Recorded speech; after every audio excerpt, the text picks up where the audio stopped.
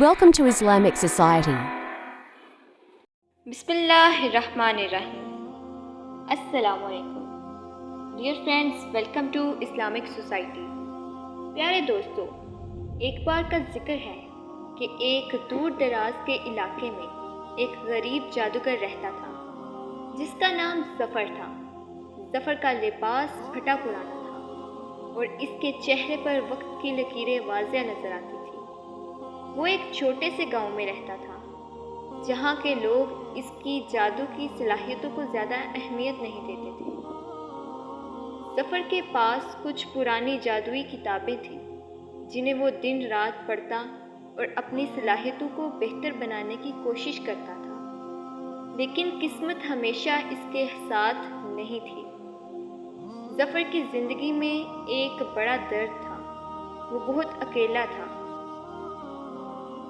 اس کی بیوی سالوں پہلے اس کا ساتھ چھوڑ کر مر گئی تھی اور اس کا کوئی بچہ نہیں تھا۔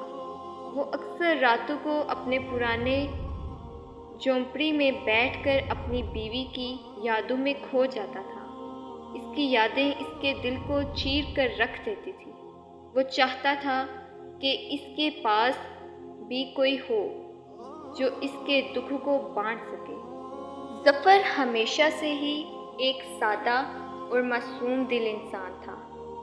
وہ ایک معمولی خاندان سے تعلق رکھتا تھا اور بچپن ہی سے جادو کی طرف اس کی رغبت تھی۔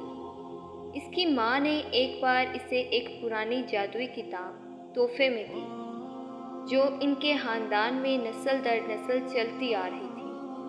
وہ کتاب ظفر کے لیے دنیا کا سب سے قیمتی خزانہ بن گئی تھی اور اس نے اپنی زندگی کا مقصد جادوگر بننے کو بنا لیا تھا۔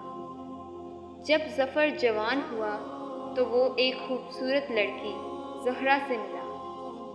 زہرا ایک نازک، حساس اور محبت بھرے دل کی مالک تھی۔ ظفر کی طرح وہ بھی سادہ زندگی گزارنے کی خواہش مند تھی۔ ظفر اور زہرا کی ملاقات ایک میلے میں ہوئی تھی جہاں ظفر نے اپنے جادو کے کرتب دکھا کر زہرا کا دل جیت لیا تھا۔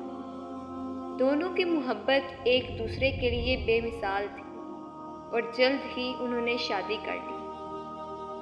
شادی کے بعد ظفر اور زہرا نے ایک چھوٹی سی جھونپڑی میں اپنی زندگی کا آغاز کیا۔ وہ دونوں محبت اور سکون سے بھرپور زندگی گزار رہے تھے۔ ظفر کا خواب تھا کہ وہ ایک دن بہت بڑا جادوگر بنے گا، لیکن زہرا کی سادگی اور محبت نے اسے ہمیشہ زمین پر رکھا۔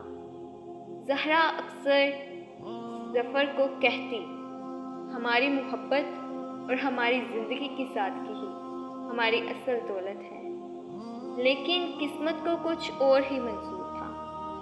چند سال بعد زہرا کو ایک شدید بیماری نے آ گھیرا۔ ظفر نے اپنی تمام جادوئی صلاحیتوں کا استعمال کیا، ہر نسخہ، ہر جادوئی عمل آزمایا، لیکن وہ زہرا کی جان نہیں بچا سکا۔ زہرا کی موت نے ظفر کو توڑ کر رکھ دیا۔ وہ ایک ایسے غم میں ڈوب گیا جس کا کوئی اختتام نہ تھا۔ اپنی بیوی کی موت کے بعد ظفر نے جادو سے دوری اختیار کر لی اور وہ دنیا سے کنارہ کش ہو گیا۔ ظفر اپنی بیوی کی یادوں کے سہارے زندگی گزارنے لگا اور اس کی زندگی کی واحد روشنی اس کی پرانی جادوئی کتابیں تھیں جنہیں وہ کبھی کبھی اپنے غم کو بھلانے کے لیے کھولتا تھا۔ وہ دن رات اپنی جھونپڑی میں رہتا اور لوگوں سے ملنا جلنا چھوڑ دیتا، لیکن زہرا کی یادیں اسے چین سے بیٹھنے نہ دیتی۔ وہ ہر رات اپنی بیوی کی یادوں میں کھو جاتا اور آنسو بہاتا۔ ایک دن جب ظفر گاؤں کے بازار میں اپنی روزی کمانے کے لیے کچھ جادوئی کرتب دکھا رہا تھا، وہاں ایک ننھی سی لڑکی آئی جس کا نام ماہین تھا۔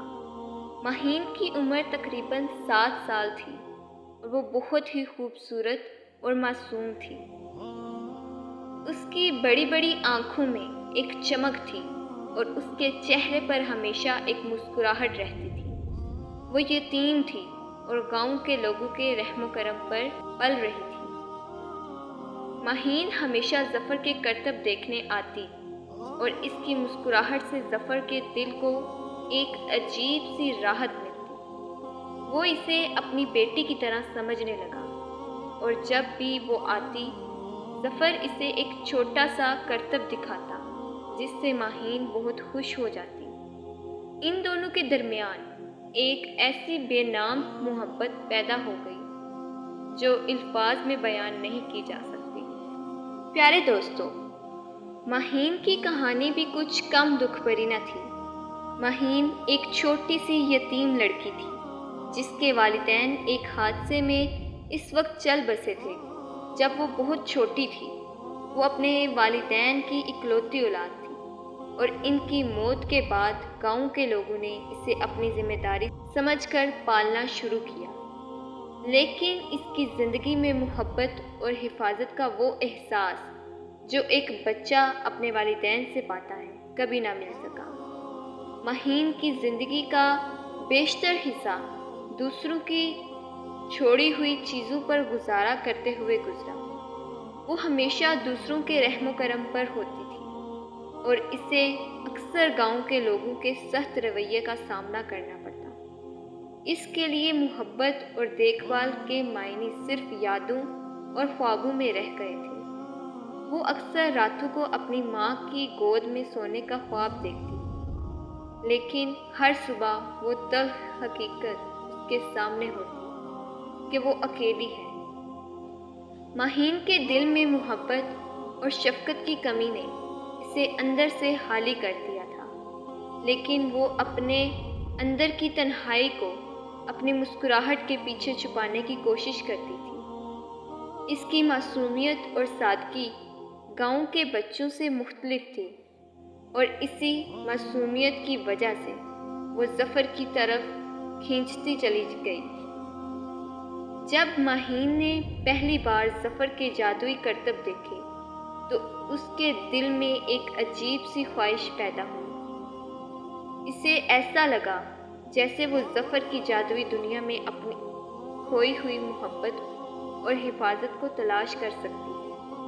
وہ روزانہ ظفر کے کرتب دیکھنے آنے لگی اور جلد ہی وہ دونوں ایک دوسرے کے ضروری بن گئے۔ ظفر کی محبت بڑی نظر آنے لگی اور ماہین کی معصوم مسکراہٹ نے ان دونوں کے دلوں کے زخموں کو بڑھنا شروع کر دیا۔ ظفر کے لیے ماہین ایک نئی امید بن گئی تھی۔ وہ اسے اپنی بیٹی کی طرح سمجھنے لگا اور اس کی حفاظت اور خوشی کو اپنی زندگی کا مقصد بنانے لگا۔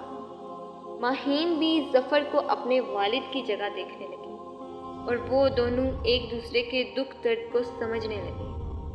ماہین کی زندگی میں ظفر کی موجودگی نے اسے ایک نئی زندگی دی۔ وہ ظفر کے ساتھ رہ کر اپنی تنہائی کو بھولنے لگی اور ظفر نے بھی ماہین کی معصومیت میں اپنی کھوئی ہوئی محبت کو پایا۔ وہ دونوں ایک دوسرے کے لیے سب کچھ بن گئے، لیکن ان دونوں کی یہ محبت بڑی زندگی زیادہ دیر تک سکون سے نہ چل سکی۔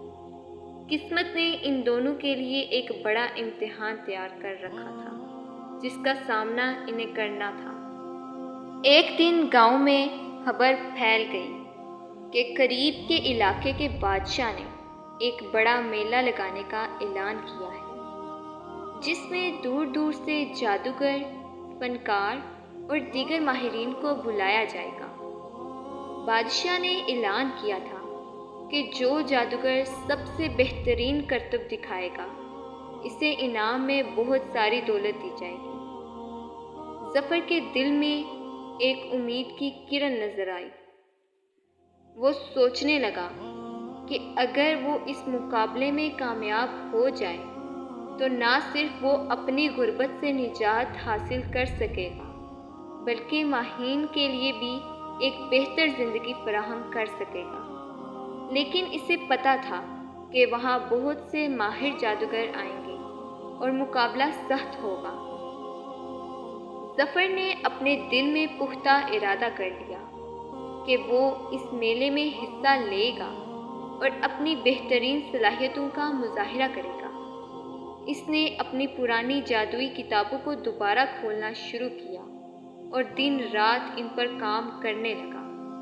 اس کی جھونپڑی میں رات دیر تک روشنی نظر آتی رہی اور وہ اپنی تمام توانائی اس مقابلے کی تیاری میں لگا دیتا۔ جیسے جیسے میلے کے دن قریب آتے گئے، ظفر کے دل میں ایک عجیب سی بے چینی بڑھتی گئی۔ وہ جانتا تھا کہ اس کے پاس زیادہ وسائل نہیں ہیں اور اس کے جادو کے کرتب بھی زیادہ طاقتور نہیں ہیں، لیکن اس کے دل میں ایک امید تھی، ایک خواہش تھی کہ وہ ماہین کے لیے کچھ بہتر کر سکے۔ پیارے دوستو، آخرکار وہ دن آ پہنچا جب میلہ لگنا تھا۔ ظفر نے اپنے پرانے کپڑوں کو دھویا اور مرمت کی اور وہ اپنی کتابوں میں سے بہترین جادوئی نسخے منتخب کر کے میلے کی طرف روانہ ہوا۔ ماہین بھی اس کے ساتھ جانے کی ضد کرنے لگی اور ظفر نے اسے اپنے ساتھ لے لیا۔ میلے میں بہت سے لوگ آئے ہوئے تھے اور بہت زیادہ ہجوم تھا۔ ہر طرف خوشیوں کا سماں تھا اور مختلف جادوگر اپنی صلاحیتوں کا مظاہرہ کر رہے تھے۔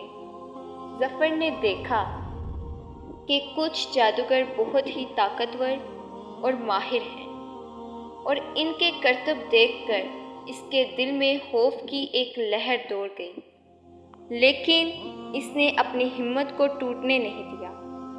ظفر نے اپنے نمبر آنے پر اسٹیج پر قدم رکھا۔ اس کے ہاتھ کانپ رہے تھے اور دل زور زور سے دھڑک رہا تھا، لیکن جب اس نے ماہین کی طرف دیکھا تو اس کے دل میں ایک نئی طاقت پیدا ہوئی۔ اس نے اپنے جادو کے کرتب دکھانے شروع کیے، لیکن اس کے کرتب دوسرے جادوگروں کے مقابلے میں کچھ خاص نہیں تھے۔ بادشاہ نے اس کے کرتب دیکھ کر تھوڑی مایوسی کا اظہار کیا، لیکن جب ظفر نے آخری کرتب دکھانے کا ارادہ کیا تو سب کی نظریں اس پر جم گئیں۔ اس نے ایک پرانا جادوئی نسخہ نکالا جو اس نے اپنی بیوی سے سیکھا تھا۔ یہ ایک طاقتور جادو تھا جسے وہ کبھی استعمال نہیں کرتا تھا، کیونکہ اس کا اثر بہت ہی خطرناک تھا۔ ظفر نے جادوئی کلمات پڑھے اور ایک آدمی کو ایک بندر میں بدل دیا۔ لوگوں کی آنکھیں حیرت سے کھلی کی کھلی رہ گئیں اور بادشاہ بھی حیران رہ گیا، لیکن جیسے ہی ظفر نے بندر کو دوبارہ انسان میں بدلنے کی کوشش کی، اس سے ایک غلطی ہو گئی اور بندر واپس انسان نہیں بن سکا۔ ظفر کا دل خوف سے لرز رہا تھا۔ اس نے بار بار کوشش کی، لیکن کوئی فائدہ نہ ہوا۔ بندر اپنی ہی شکل میں قید رہ گیا۔ لوگوں نے شور مچایا اور بادشاہ نے غضبناک ہو کر حکم دیا کہ ظفر کو گرفتار کر لیا جائے، ظفر کو قید میں ڈال دیا جائے۔ اور ماہین روتی ہوئی بادشاہ کے قدموں میں گر گئی۔ اس نے بادشاہ سے رحم کی بھیک مانگی، لیکن بادشاہ نے سخت دل کے ساتھ حکم دیا کہ ظفر کو اگلے دن موت کی سزا دی جائے گی۔ رات کے اندھیرے میں ظفر اپنی قید میں بیٹھا اپنی قسمت کو کوس رہا تھا۔ وہ سوچ رہا تھا کہ اس نے ماہین کے لیے کچھ اچھا کرنے کی کوشش کی، لیکن اس کی کوشش اس کی بربادی کا سبب بن گئی۔ ماہین بھی پوری رات نہ سو سکی۔ وہ سوچ رہی تھی کہ وہ کسی طرح ظفر کو بچا سکے، لیکن اس کے پاس کوئی راستہ نہیں تھا۔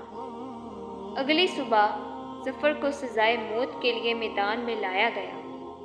ماہین وہاں کھڑی رو رہی تھی۔ جب جلاد نے ظفر کی گردن پر تلوار چلانے کے لیے ہاتھ اٹھایا تو اچانک ایک عجیب و غریب واقعہ پیش آیا۔ پیارے دوستو، ظفر کی جادوئی کتابوں میں سے ایک قدیم کتاب ہوا میں بلند ہو گئی اور اس کے صفات کھلنے لگے۔ اس کے بعد ایک زوردار روشنی پھیل گئی اور بندر اچانک واپس انسان میں بدل گیا۔ لوگوں کی آنکھیں حیرت سے کھلی رہ گئیں اور بادشاہ بھی حیران ہو گیا۔ ظفر کی جان بچ گئی اور بادشاہ نے اپنی غلطی کا اعتراف کرتے ہوئے اسے معاف کر دیا۔ بادشاہ نے ظفر کو اپنے دربار میں رہنے کی دعوت دی، لیکن ظفر نے انکار کر دیا اور کہا کہ وہ اپنی جھونپڑی میں ہی خوش ہے۔ ظفر اور ماہین واپس گاؤں لوٹ آئے۔ اگرچہ ظفر ابھی بھی غریب تھا، لیکن اس کے دل میں سکون تھا کہ وہ اپنی محنت اور محبت سے ماہین کو خوش دیکھ سکتا ہے۔ وہ دونوں ایک دوسرے کے ساتھ ایک سادہ لیکن محبت بھری زندگی گزارنے لگے۔ ظفر کی زندگی اب بھی مشکل تھی، لیکن اس نے سیکھا کہ سچی خوشی مال و دولت میں نہیں بلکہ محبت اور خلوص میں ہوتی ہے، اور یوں وہ اپنی زندگی کے آخری دنوں تک ماہین کے ساتھ رہتا رہا، اور وہ دونوں ہمیشہ ایک دوسرے کا خیال رکھتے رہے۔ پیارے دوستو، یہ کہانی ہمیں سکھاتی ہے کہ محبت اور خلوص کی طاقت سب سے بڑی ہوتی ہے، اور اگر انسان اپنے دل سے کچھ کرے تو وہ ضرور کامیاب ہوتا ہے، چاہے اس کے راستے کتنے ہی مشکل کیوں نہ ہوں۔